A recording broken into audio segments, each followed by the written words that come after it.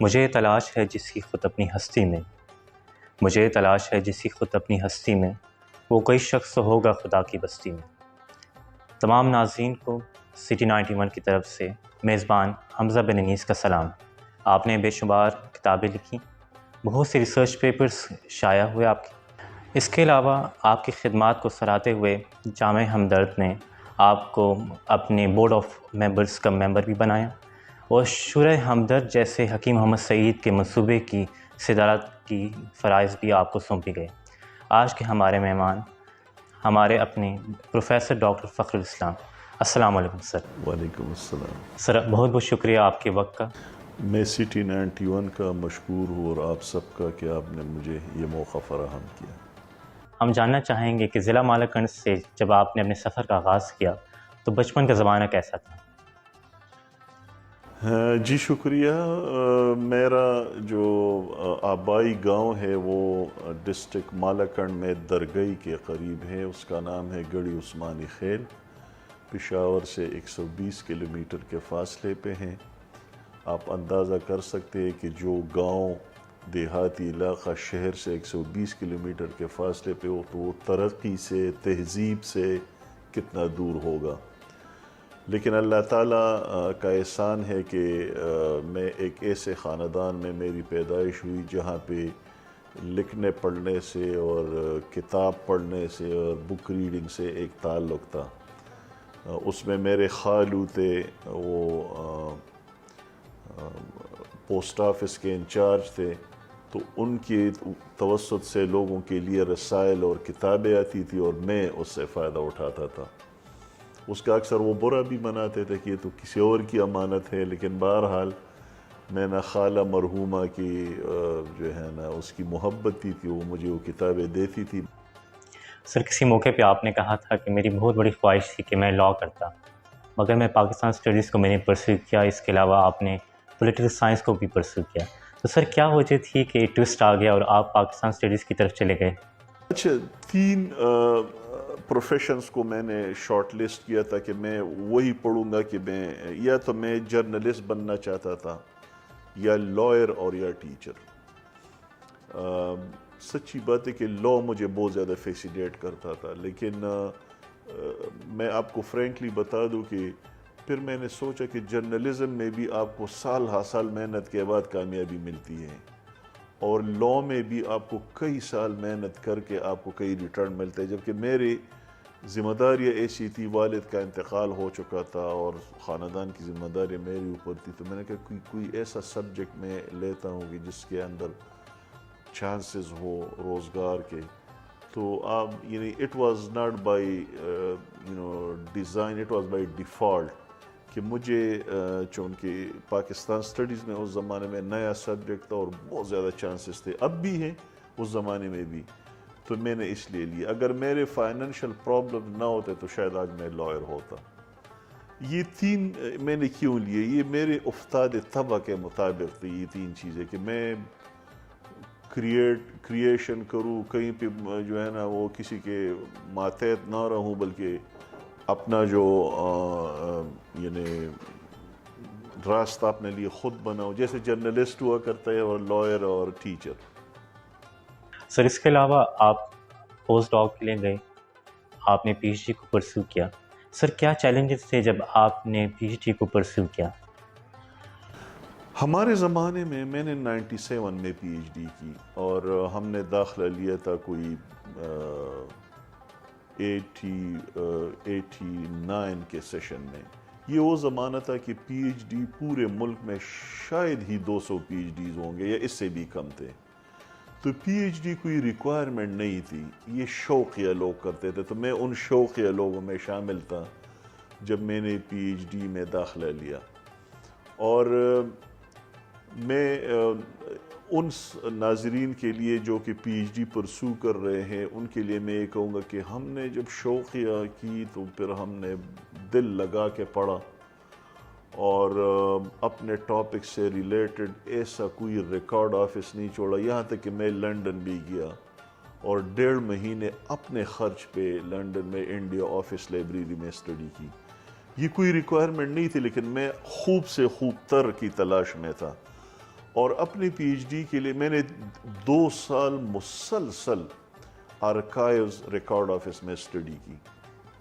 صبح میں اپنے ساتھ برگر لے کے جاتا تھا اور صبح سویرے وہاں بیٹھتا تھا. دوپہر جو ہے نا ہم وہ برگر اور ایک کپ چائے اور شام تک میں وہاں رہتا تھا.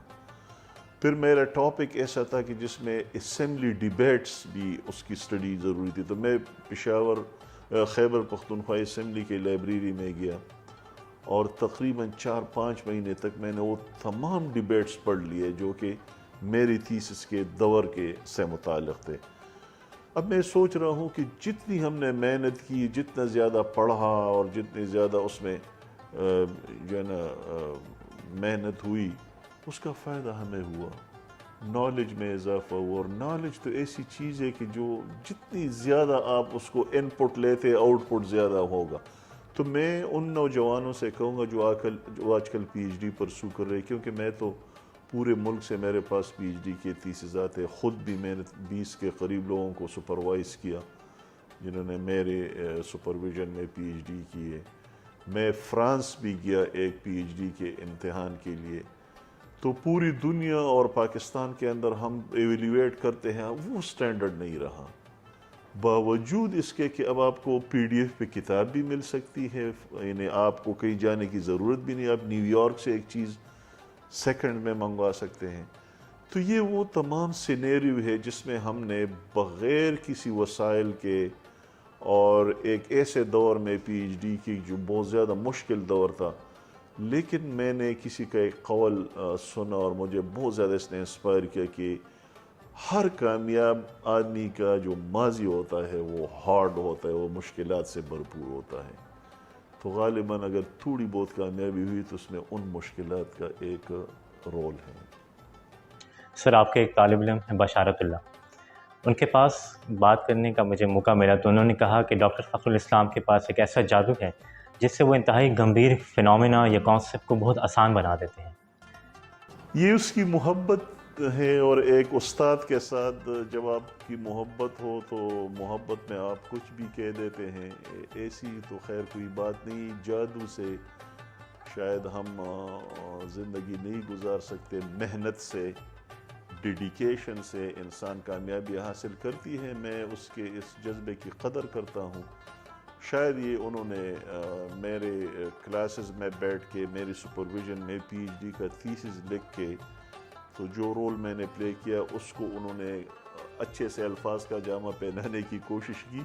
جو اس کی محبت ہے میں اس کی قدر کرتا ہوں، لیکن کامیابی کے لیے کوئی شارٹ کٹ نہیں ہے. And you have to work hard and you have to focus on your destination. Sir, جب کرونا سٹارٹ ہوا تھا تو اس دوران سوشل میڈیا پہ آپ کی ایک تصویر بہت زیادہ شائع ہوئی تھی جس میں دیکھا گیا تھا کہ آپ اپنی دونوں صاحبزادیوں کے ساتھ کھڑے ہیں جو کہ کرونا کے فرنٹ لائٹ پہ ایک جنگجو کی طرح اس ہیلتھ پینڈیمک کو لڑ رہی تھی. ایک دن عالمی یوم صحت یعنی انٹرنیشنل ہیلتھ ڈے تھا، تو وہ جب دونوں واپس آ گئی تو وہی جو ہے نا کٹس انہوں نے پہنے تھے. تو میں نے کہا چلو ایک تصویر میرے ساتھ بنائے.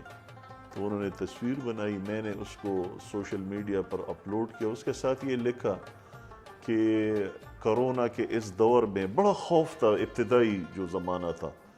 میں نے کہا کرونا کے اس دور میں جب آپ ایک نہیں 2 بیٹیوں کو رخصت کرتے ہیں صبح، تو آپ ایک والد اور والدین کے دلوں کا حال آپ سمجھ سکتے. سر، آپ کا پسندیدہ مشغلہ کیا ہے؟ جی میرا تو ریڈنگ پلس ٹورزم، سائٹ سینگ، پہاڑوں پہ جاتا ہوں. اس عمر میں بھی چھوٹیوں کو سر کرتا ہوں. گھر والے کہتے کہ ایسا نہ کرے، کبھی ہڈی ٹوٹ جائے گی تو کیا کرو گے، لیکن میں جاتا ہوں اور میں انجوائے کرتا ہوں. اچھا، میں آپ کو بتاؤں کہ ناظرین کے لیے بھی، آپ کو بھی میں یہ گزارش کروں گا کہ جب آپ ریسرچ کرتے ہیں، دقیق قسم کے موضوعات پہ لکھتے ہیں یا پڑھتے ہیں، اگر آپ اس کے ساتھ ہلکا سا لٹریچر پڑھیں، پوئٹری پڑھیں، فکشن پڑھیں، تو آپ کو بڑا جو ہے نا ایک سودنگ ایفیکٹ ہوتا ہے آپ کے دماغ پہ. پھر جب آپ ایستھیٹک سینس کی طرف جاتے ہیں، خوبصورتی کی طرف جاتے ہیں، پہاڑوں میں جاتے ہیں، ندی نالیوں کو دیکھتے ہیں، آبشاروں کو دیکھتے ہیں، تو ایک اور سودنگ ایفیکٹ پڑتا ہے۔ سر، آپ نے اپنی تمام زندگی علمی اور ادبی خدمات کے لیے وقف کر دی۔ آپ کی کیا سجیشن ہے کہ جو لوگ جو لٹریری کیریئر کو آغاز کرنا چاہتے ہیں، جو ٹیچنگ سائڈ پہ جانا چاہتے ہیں، ان کو کن چیزوں کو کنسیڈر کرنا چاہیے؟ ایک تو یہ ہے جی کہ ٹیچنگ جو ہے نا، میں یہ گزارش کروں گا کہ ٹیچنگ جو ہے اس کو مجبوری کے حالت میں ٹیچنگ میں نہ آئے۔ یہ بادشاہوں والا، پیغمبروں والا پیشہ ہے، مجبوری کسی اور پیشے میں چل سکتی، ٹیچنگ میں نہیں چل سکتی۔ یہاں پہ جب آپ آئیں گے تو آپ کو یہ پیشہ نہیں ہے، دس از اے مشن۔ آج کے نوجوانوں کے لیے کچھ ایسے سنہری الفاظ آپ بولنا چاہیں؟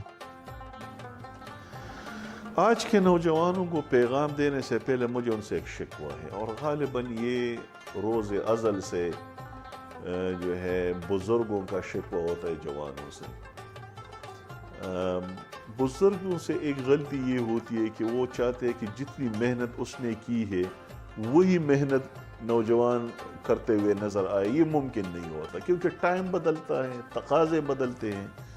تو میں یہ تو نہیں کہوں گا نوجوانوں سے کہ آپ وہی محنت کریں جو ہم کیا کرتے تھے، کہ سائیکلوں پہ جو ہے نا 10-10 کلومیٹر سکولوں میں جاتے تھے اور سردیوں میں جاتے تھے اور وغیرہ وغیرہ۔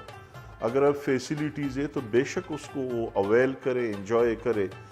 مجھے شکوہ ان سے اس لیے ہے کہ اتنی سہولتیں آ گئی ہیں، ان سے وہ فائدہ نہیں اٹھا رہے ہیں۔ مثال کے طور پہ ہر اسٹوڈنٹ جو ہے راہ چلتے ہوئے وہ چیٹ میں مصروف ہے، لیکن کبھی میں نے کم لوگوں کو دیکھا۔ ایک بار میرے کلاس میں ایک اسٹوڈنٹ میرے لیکچر کے دوران لیکچر جو ہے نا وہ موبائل دیکھ رہا تھا، تو میں سختی سے منع کرتا ہوں۔ میں نے کہا آپ کیوں یہ کر رہے؟ کہہ رہے کہ سر جو کچھ آپ پڑھا رہے ہیں اس کو میں نے اسکرین پہ جو ہے گوگل سے وہ ڈاؤن لوڈ کیا۔ میں نے کہا بہت اچھا۔ میں نے پوری کلاس سے کہا کہ اگر یہ استعمال ہو تو سب نکالے اپنے موبائل اور سامنے رکھے۔ تو ہمارے بچے اس دولت کا، اس سہولت کا صحیح فائدہ نہیں اٹھا رہے۔ اپنے کریئر کا خیال رکھے، اپنے والدین کا خیال رکھے، اپنے گرد و پیش اور ملک کا خیال رکھے۔ یہ میرا پیغام ہے۔ اس میں اگر کوئی ایسی سخت بات ہے تو میں اس کے لیے معذرت خواہ ہوں، لیکن چونکہ مجھے محبت ہے اپنی نئی نسل سے، یہی نئی نسل پاکستان کو سنبھال رہی ہے، ہم تو جا رہے ہیں۔ آپ تمام ناظرین کا شکریہ۔ آج کے لیے ہمیں اجازت۔